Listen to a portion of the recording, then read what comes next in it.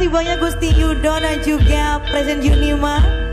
Terima kasih banyak, mohon izin. Iya, kami persilakan untuk Bapak Dima juga Gusti Yudo untuk duduk kembali.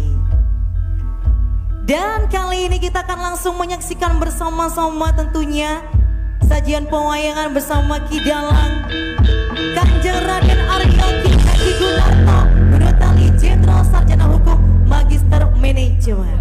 Monggo Bapak. Berikut kami akan bacakan sinopsisnya dari pewayangan di malam hari ini, yaitu Pandawa United Nations, King Jarasandha of Giri Bajra launch a brutal military expansion capturing 97 kings in his quest for global dominance. Despite opposition from his own family regarding his human rights, Violation Jarasandha continues his aggression by targeting the kingdom of Amarta. In response, the Pandavas Amarta from the statuary allies with King Krishna, Dwarawati and King Baladewa Mandura.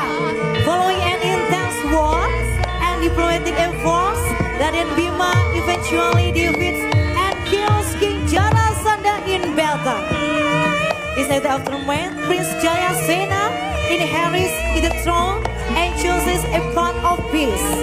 The Persian kings are liberated and all nations agree to unite as a united nations to foster a world of independence, justice, and prosperity. Selamat menyaksikan.